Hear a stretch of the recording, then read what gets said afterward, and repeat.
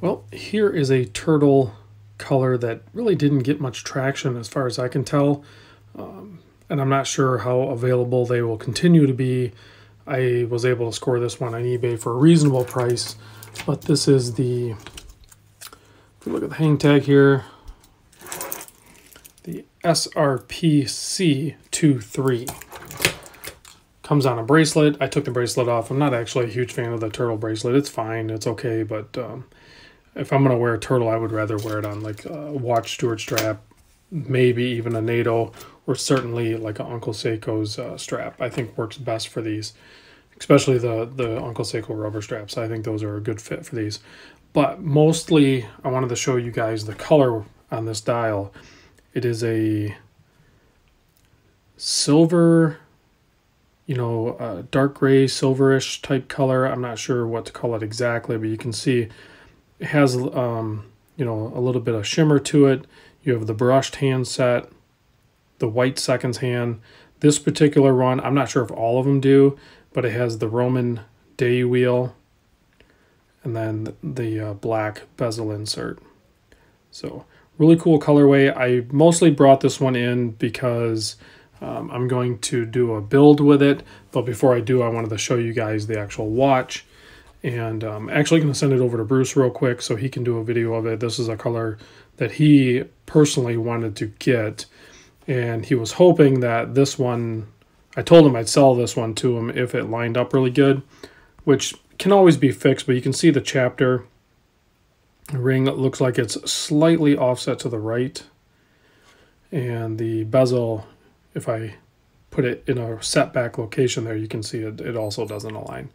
So typical Seiko quality control issues here. All things that can be fixed. It's not that big of a deal, guys.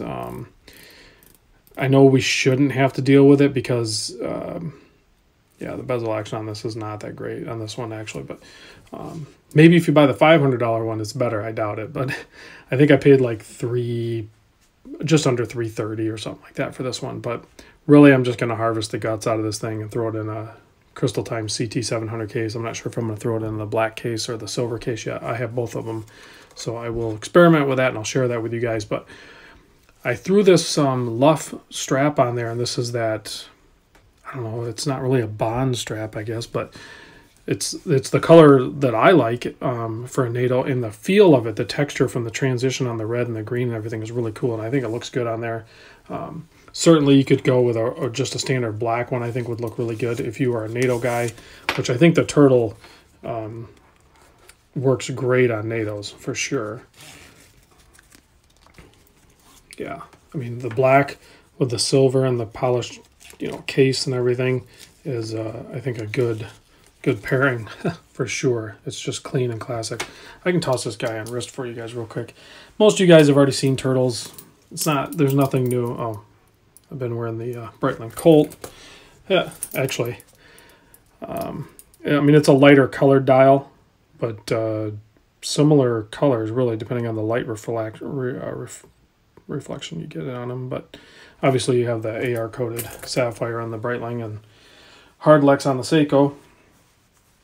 So they're going to play with the light a little different. I'm just tossing this guy on wrist real quick for you.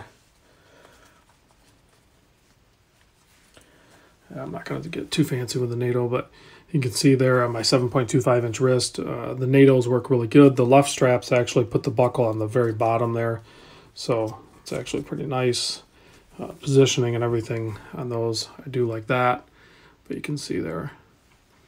And then, of course, there's different bracelet options, too. I'm sure, I know Uncle Seiko has different bracelet end links for his bracelets for the Turtle and the SKX. It would balance out really good on the watch steward actually strap too. I could throw that on there eventually, but I just wanted to share this with you real quick. I'm not going to get too carried away with a bunch of different straps and everything. So pretty standard affair, hack and hand wind, all that good stuff. 4R36, that's why I wanted it. Let me move that out of the way. I want to show you the day wheel there. It goes to Saturday, and then you have the Roman blue and 6, and then of course you have the red square for Sunday. So pretty fun day wheel on there. I was happy to get the Roman one. I think that'll look really good in my build. But if you're looking for an SRP srpc23 for this colorway. I think it's a pretty slick turtle. You know, a lot of guys are after the vibrant blue ones, you know, the Patty or the Save the Oceans or even that new Great White that's coming out. But sometimes it's nice to just be like a little bit more low key, not so loud, you know, the orange and everything like that. Those are fun too, but sometimes this really cool silver dial, instead of going with a black dial or something like that, this is kind of clean and classy too. So let me close you out with a Loom Shot. You can see it doesn't disappoint, obviously. Heavily applied Seiko loom makes for a torch. So anyway, guys, thanks for watching. Hopefully your weekend was good, and I will be back with you tomorrow.